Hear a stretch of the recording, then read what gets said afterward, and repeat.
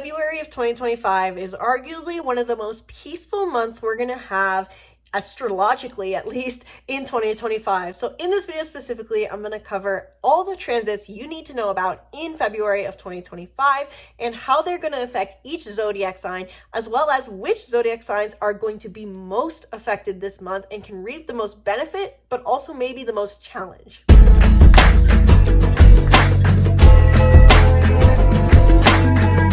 Hello and welcome back to the channel. I'm Isabelle, your spiritual rebel friend, and today we are doing a 2025 or February of 2025 astrological overview, as well as providing some practical tips at the end of this video on how to use these transits to your benefit and maybe what to avoid doing to avoid distress this month. But overall, this is a really peaceful month in astrology, not anything chaotic or crazy happening. This will be a nice, basically calm before the storm, before we have eclipse season in March, which is going to be very shaking, to say the least. I can't think of a better word. I don't want to get too distracted right now and talk about eclipse season and all that. Point being, this is a February transit overview. And also at the end of this video, I'm going to share specifically the signs that are going to be most affected in this month ahead, which could mean positive, but also mean some challenges. So if you just want to jump to and find out if your sign is going to be heavily affected in this month of February of 2025, check out the timestamps down below. And if you want to learn how this month ahead is specifically going to affect you, please book a reading down below where we can dive deep into what lies ahead for you specifically in February of 2025, how to use it to your benefit, use it to manifest what you want, and avoid any sort of chaos. If you feel like chaos is a concern for you or something you want to avoid, book a reading down below. We'll dive deep and learn how your specific chart, all of your chart, not just your sun, but also your moon and your rising, is going to be affected.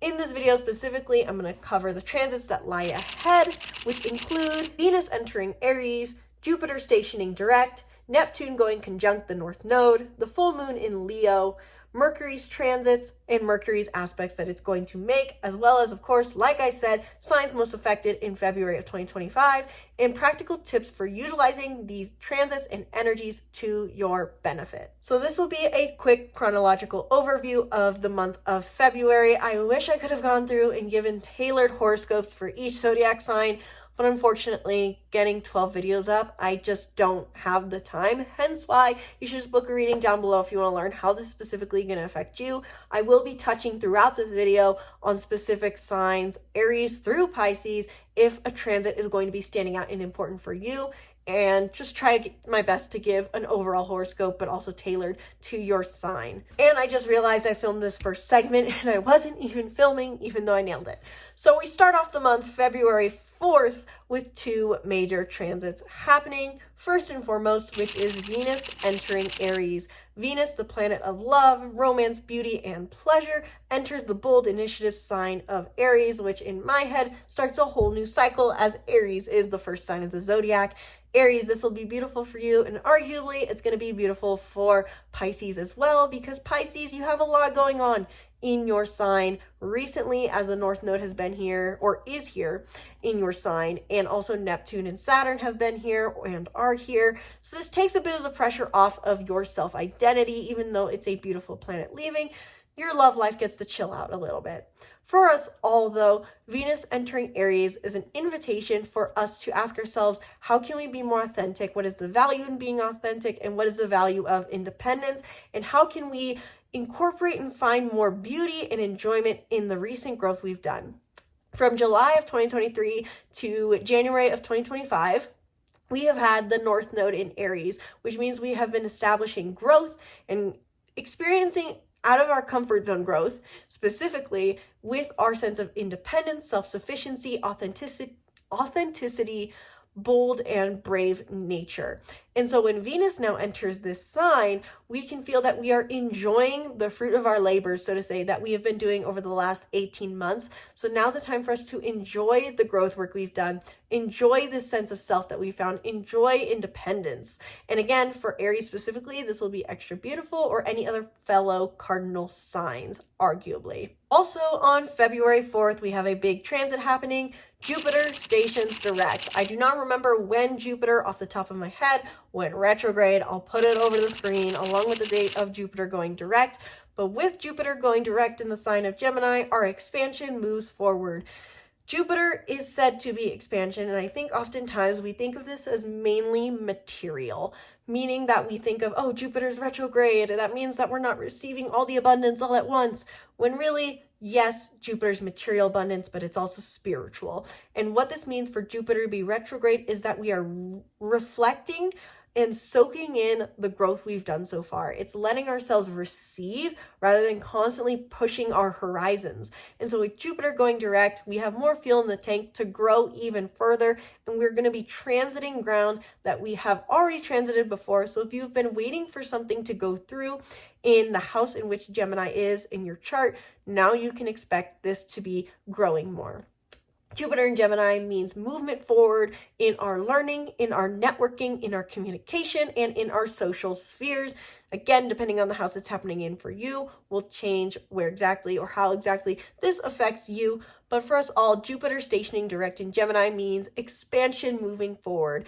This should feel like ease. This should feel like growth. This should feel like abundance. I think this is a very, very positive event, and we can anticipate it greatly. If you are a Gemini or fellow mutable sign, so Virgo, Pisces, or Sagittarius as well, you're going to feel this movement forward especially. Or if you have any Gemini placements in your chart, you're going to feel energy back in that tank to feel expansive once again. Our abundance moves forward, our network expands, our social spheres expand, and our communication expands as well. On February 7th of 2025, at exactly, it says on this chart, I'm using 1:11 a.m., which angel number is 111, we will have Neptune directly, exactly conjunct the North Node in Pisces. The North Node entered Pisces on January 11th, and that means that all of our growth is towards spirituality, towards compassion, towards empathy, towards moving towards our energetic well-being rather than focusing too much on our material being. And so when Neptune conjuncts the North Node, in my personal interpretation, this can be a time for us to realize or understand or better see our idealisms about our growth or who we want to become, and get the first taste in a way of what exactly we want to do and utilize with this transit of the North Node in Pisces. I technically haven't made a video directly labeled North Node in Pisces, but check out any of my 2025 horoscopes where I heavily focus on how this North Node transit affects your sign to understand how this day will specifically affect you. And check out my video on the best New Year's resolutions for each sign to set, where I talked about solely what it means to have the North Node in Pisces in your sign. But with the North Node conjunct Neptune, this can also mean confusion and disillusionment about our growth. We may feel a little bit confused about where we're heading next. We can also experience potentially just a sense of needing to spend more time in our head to understand where we are supposed to grow next. Neptune does oftentimes bring confusion, and I believe Neptune is retrograde right now, but I'm not sure. But regardless, with Neptune being involved with the North Node, I think this means that we're going to feel a need to take a break from reality out here and go to reality in here to understand what we need to do next.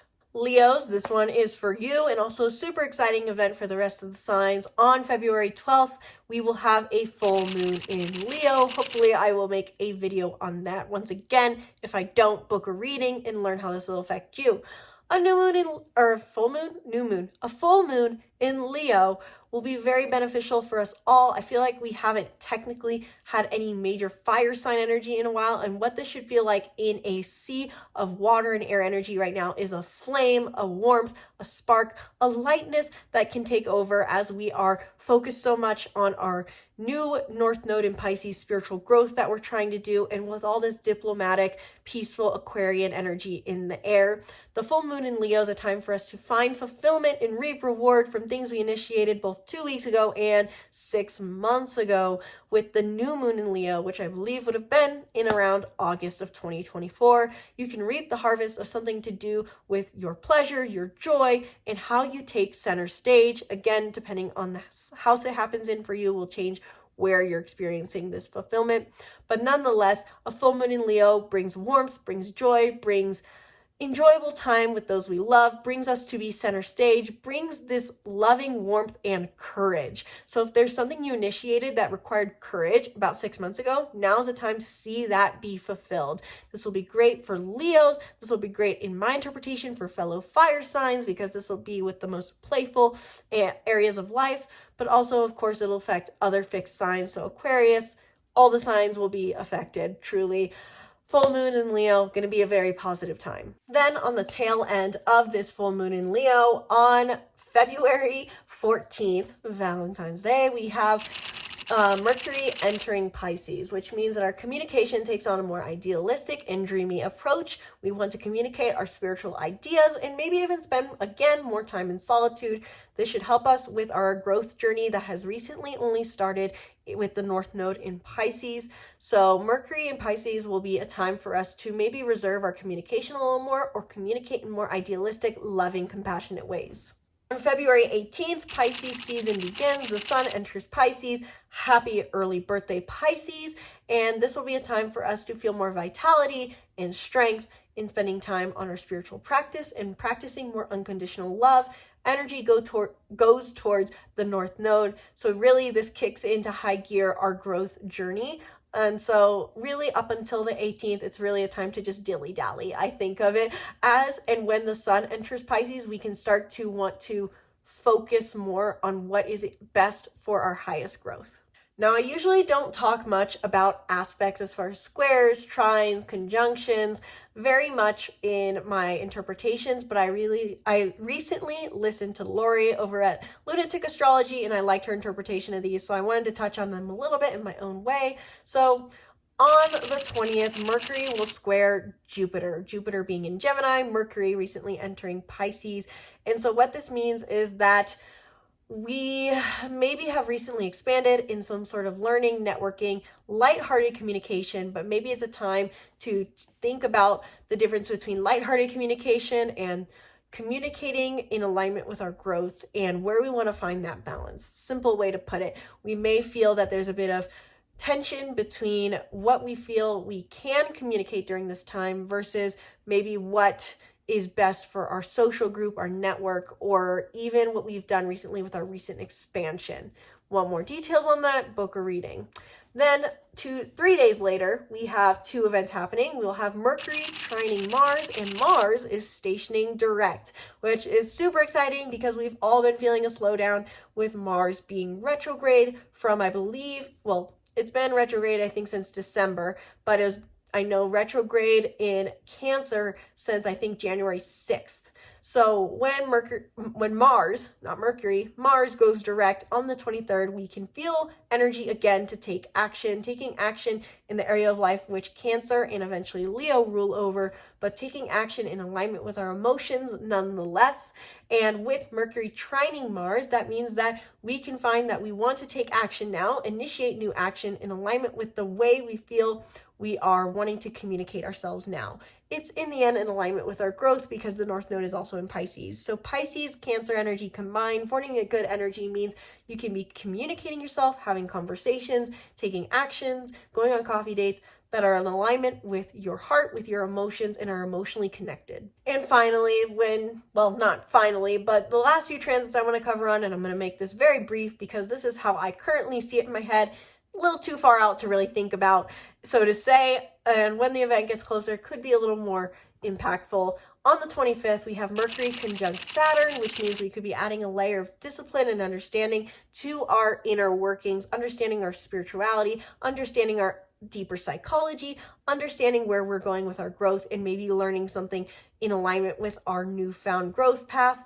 And on the 27th, we have two events happening. We have a new moon in Pisces, which will bring new beginnings and, so to say, open the portal for eclipse season, which will have the next full moon we have after that new moon will be a lunar eclipse in Virgo, which will be a big deal.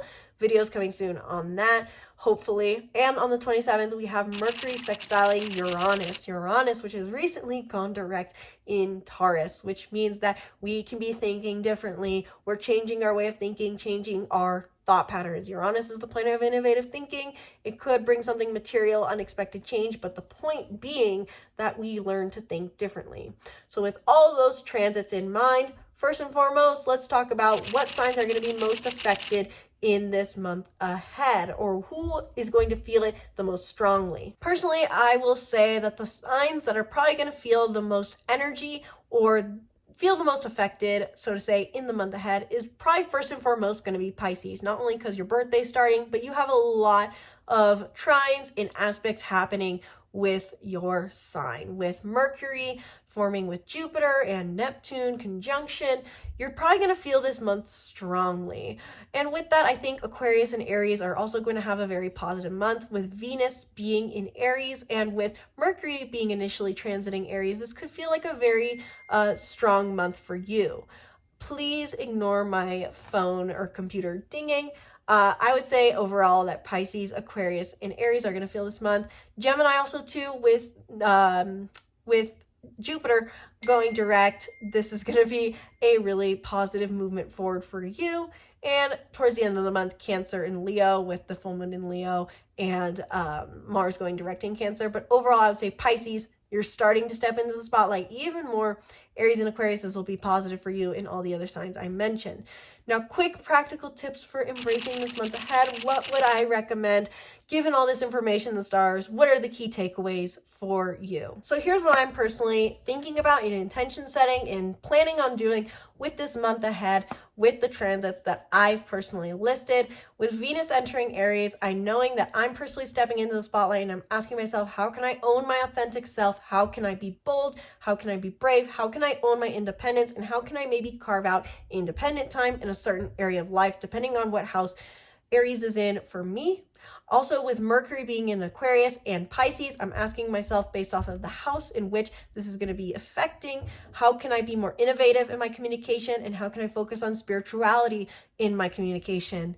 With the full moon being in Leo, I'm asking myself, what did I initiate 6 months ago, and what can I expect to receive, and how can I set myself up for play and fun during that week? And with Jupiter being in Gemini and going direct, I'm going to look at the area of life that's affected once again and ask myself now, with movement forward, how can I further expand my Gemini themes in my life? How can I communicate more, share more, maybe on this channel? And knowing that Mars goes direct at the end of the month, not the beginning, giving myself that last little patience to wait out this Mars retrograde. We don't need to be taking a lot of action. Overall, this is, like I said, a very easy, harmonious month. One that'll probably be more peaceful than other months like March when there is eclipse season. So I'm just savoring it, enjoying the independence, innovation, and spiritual connection. Let me know in the comments below, what is your sun sign, your moon, your rising? How do you think this month is going to affect you? What are you anticipating? What are your questions? Was this overview helpful? What other questions you have, let me know in the comments below. And if you want to know how this month is specifically going to affect you, if you felt like this was too broad of an overview, which I'm sure it kind of is, book a reading down below where we'll talk about how this month specifically is affecting you, how to embrace the harmony of this month, how to use it to maybe manifest love, wealth, money, whatever it is you are looking for. Book a reading down below. Let me know what questions you have. Let me know what you want to see next. And do you want more overviews like this? Should I continue to do overviews like so for the future months ahead, like March, April, etc.? Let me know in the comments below, and I'll be sure to keep them up. Thank you guys so much for watching this video. Sincerely hope you enjoyed. Once again, my name's Isabelle, and from my heart to yours, namaste.